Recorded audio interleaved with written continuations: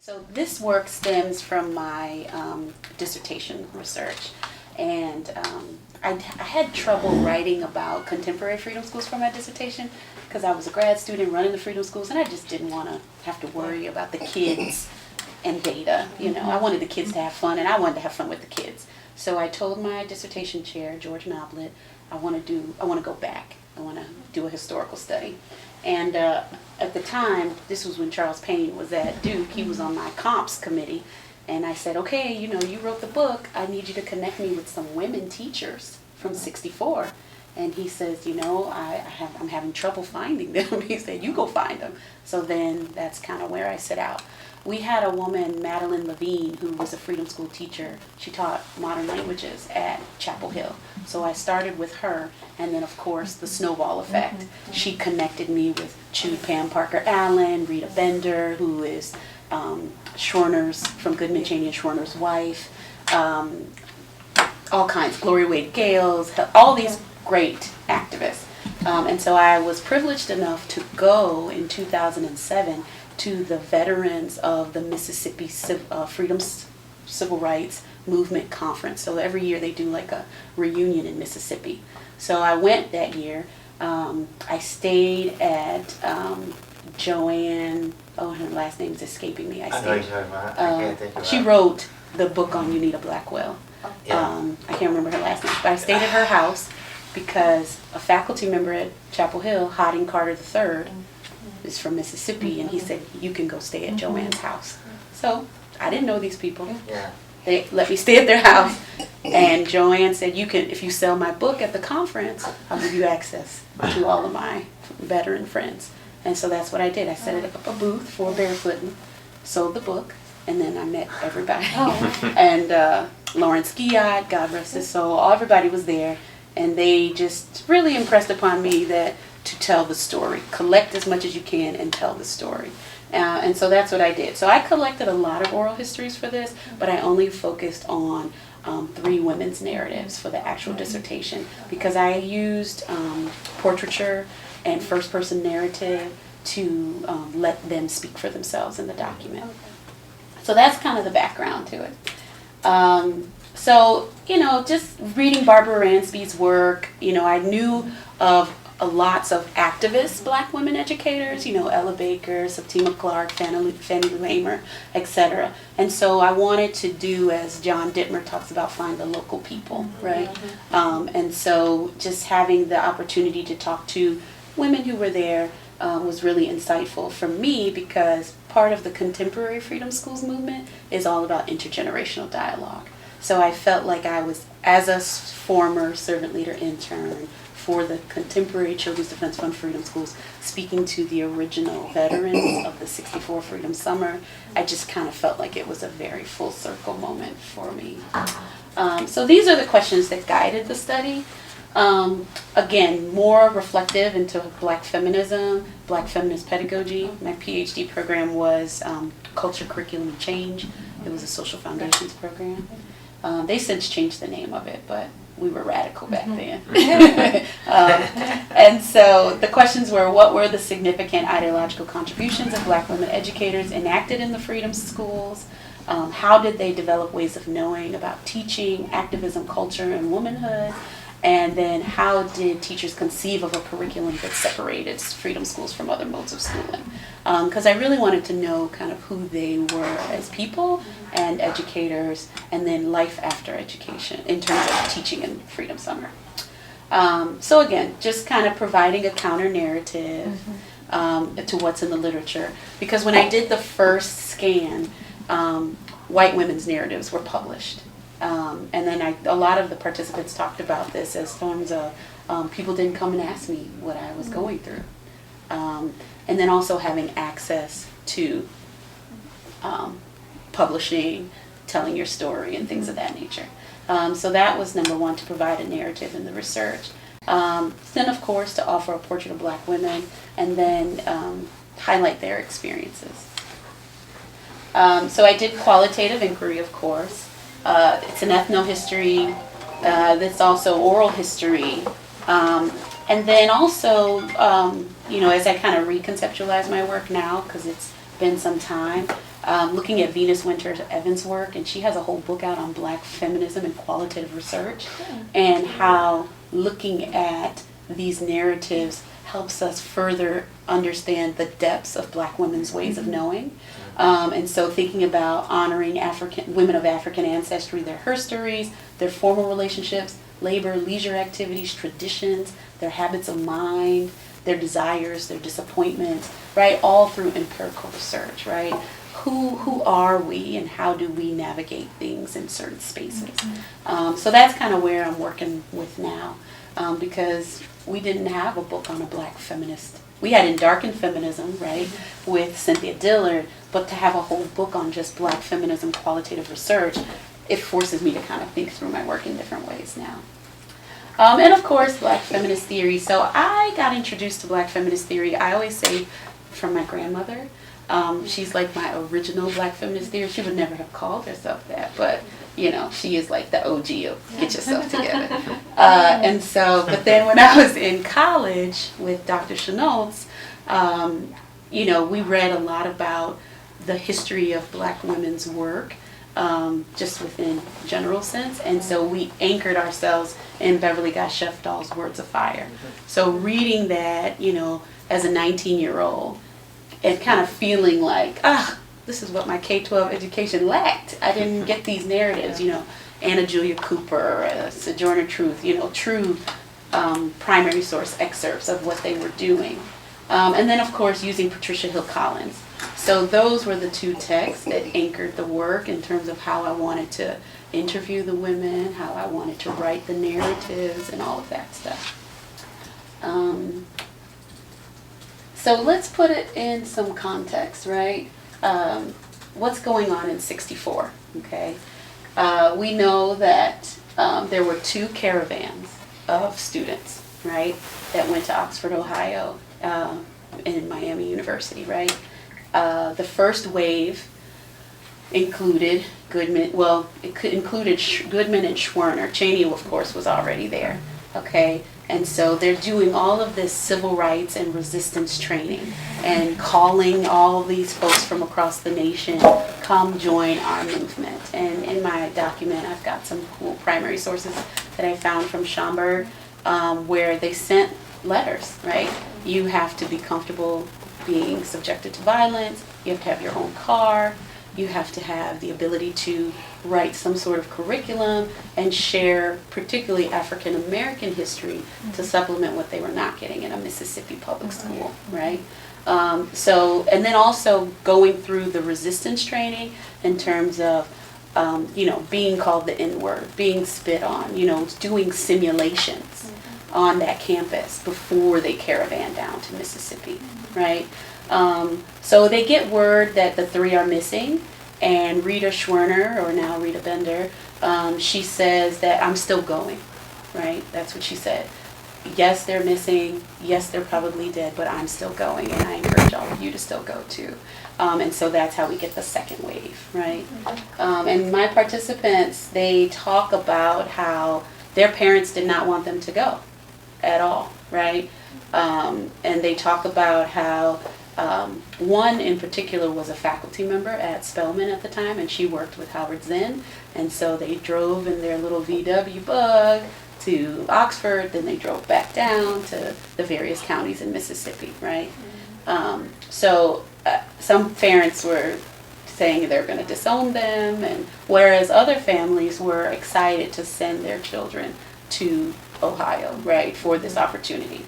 And when you talk to Charlie Cobb, when you talk to Bob Moses, and you talk to them about kind of why they wanted to do it like this, was because, one, they could leverage whiteness, right? If we throw a bunch of college kids in this predicament and then let it permeate on their national news networks, we can raise the critical consciousness of, you know, America, right?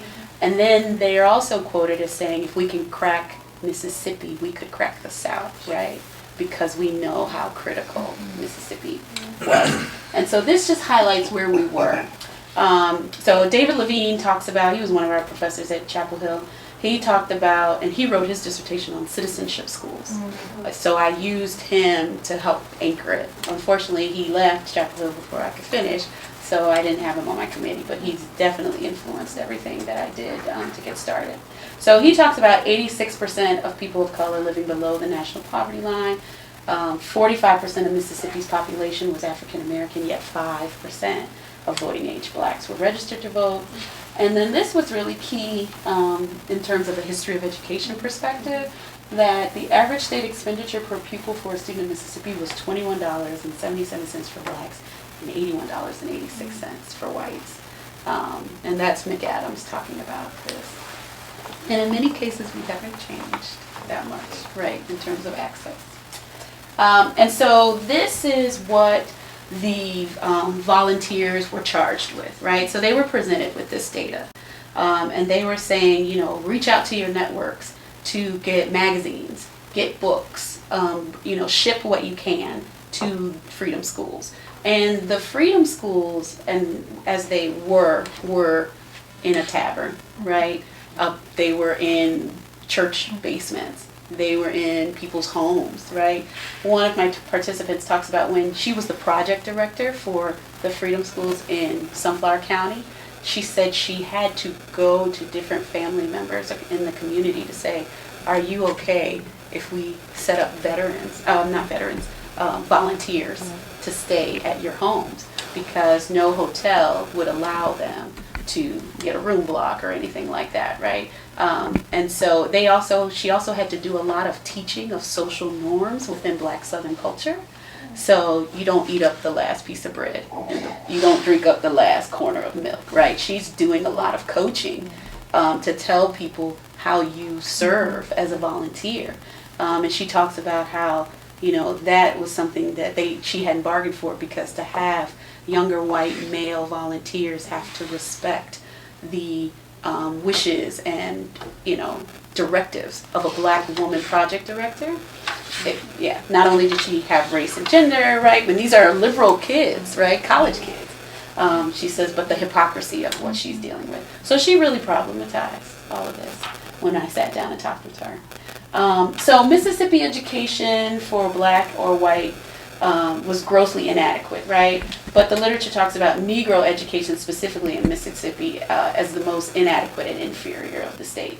We're also working at a time when they had sharecropping education, and so students went to school part-time, right? And so if it was harvest season, they had to work. Mississippi's impoverished educational system is also burdened with virtually a complete absence of academic freedom, right?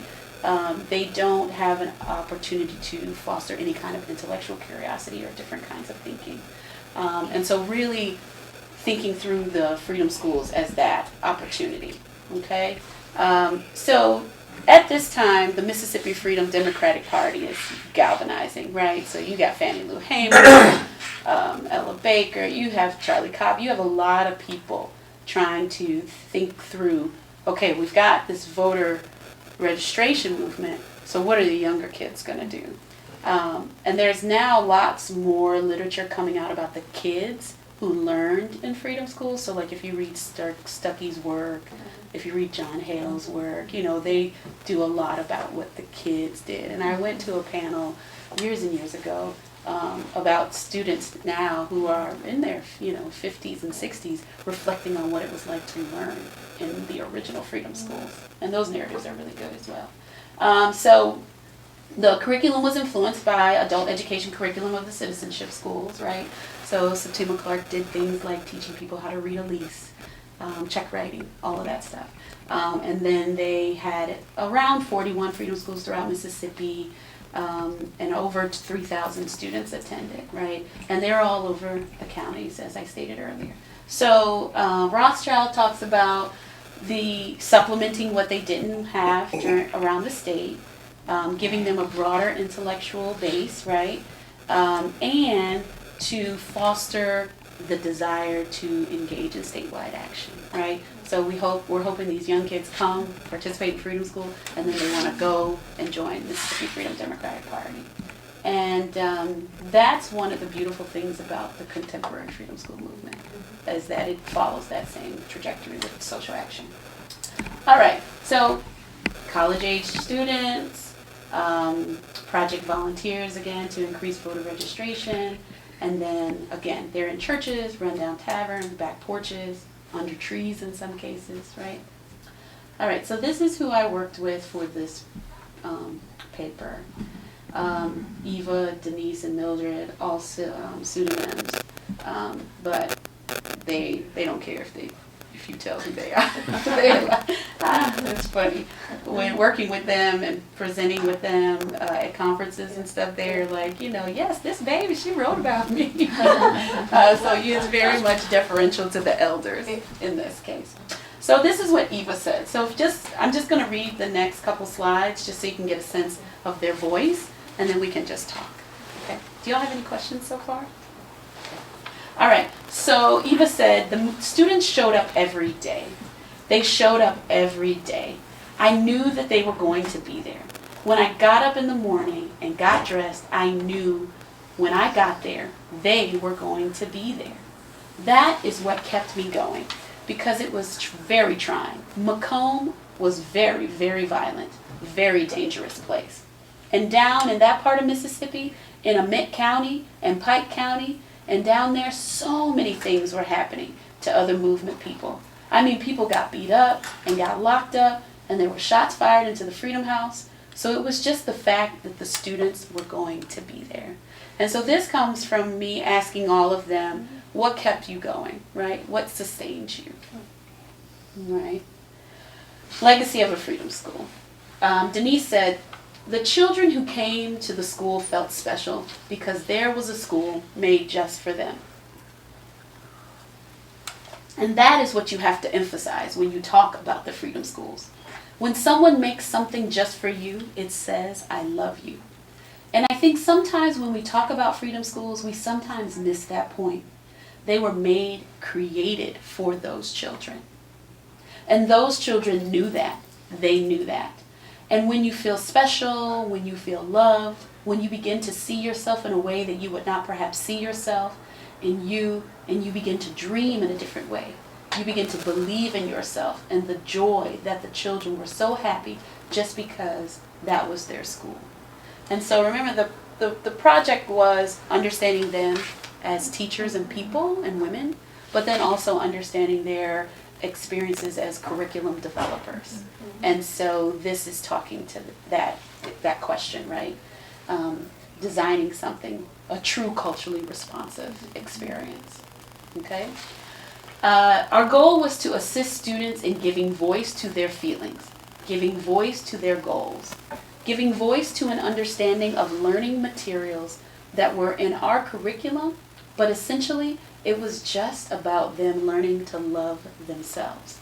And this is a response to, students almost having to be picked up and encouraged the moment they walked in the door, because that Mississippi 64 curriculum in which they were learning in did nothing to validate their own lived experience.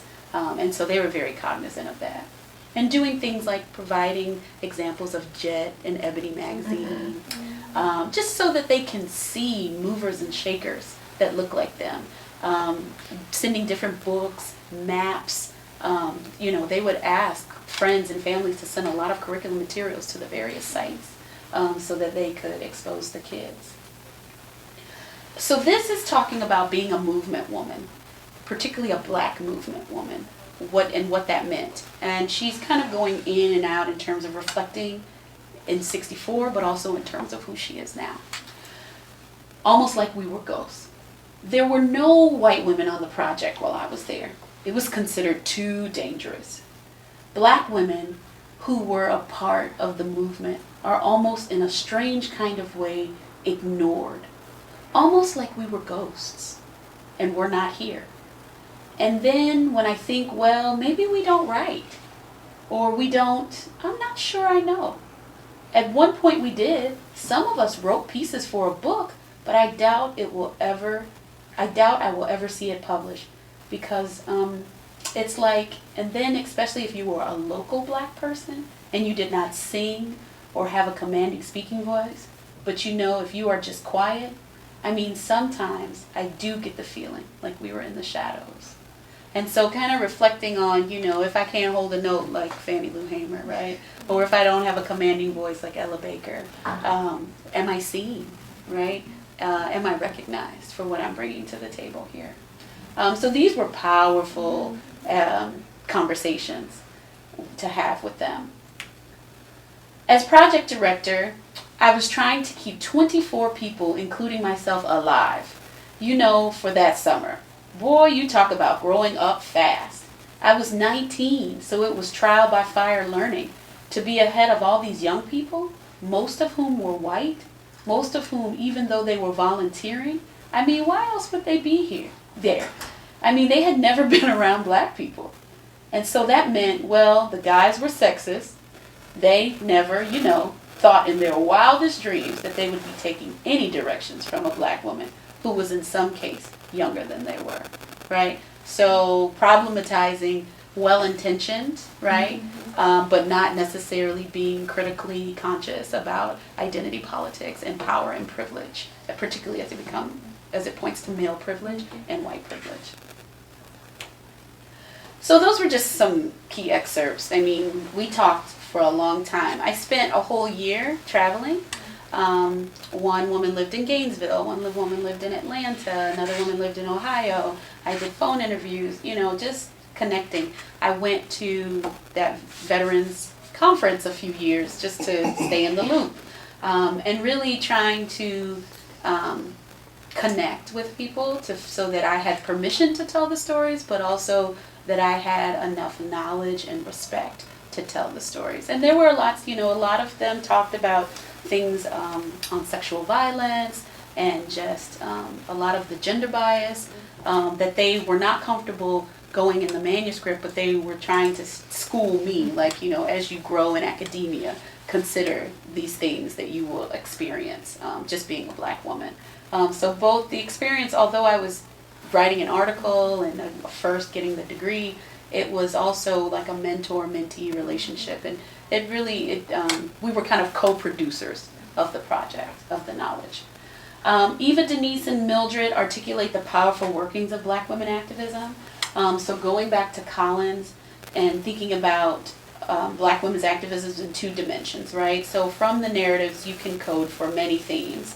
And two of the things that I found, you know, it's a struggle for group survival consistent of actions taken to create black female spheres of influence within existing social structures. And then also, black women's activism consists of struggles for intentional transformation, right? To change discriminatory policies, procedures in government, schools, workplace. And they were very intentional, going door to door, very organized, to collaborate with local stakeholders. And so for Eva, Denise, and Mildred, for them, just surviving was a form of resistance, right? And then providing a safe and empowering space for the students was a form of resistance, right? And we see that throughout the history of black women's activism. We also see that they focused on strategies for everyday resistance, right?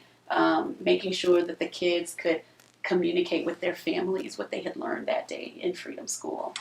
And the power within institutions that have traditionally allowed African Americans and women little formal power, right? So kind of turning the concept of formal schooling on its head and allowing the students to realize they can make school or intellectual spaces where the people are gathered, where the knowledge is there, and they don't need that formal school setting to do education.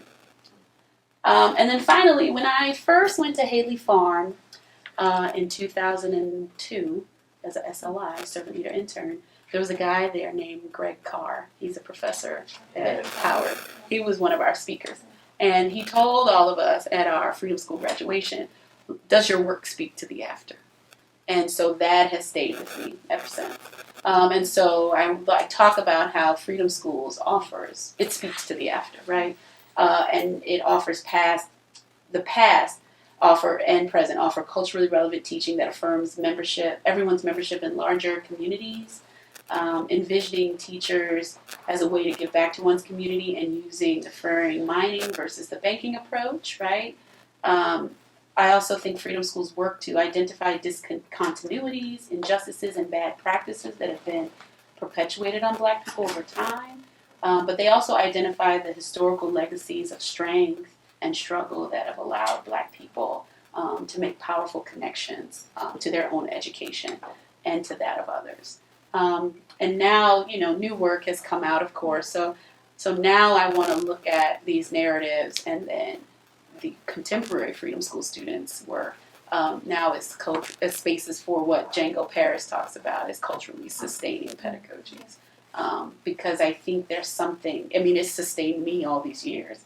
Like if I had never been exposed to Freedom Schools, I wouldn't have even known about this body of work to even write this dissertation, to publish these articles, to open the schools, so on and so forth. So that's kind of where I'm going next. And that's the project. And I was fortunate enough, 2014, we drove to Tennessee to the 50th Freedom Summer, and I was able to collect more interviews from more veterans. I was also able to give copies to all the people that helped me. And, we got a lot of data to pull from that I haven't written about, but I'll get to it. So that's it. Thank you. Thank you. Thank you.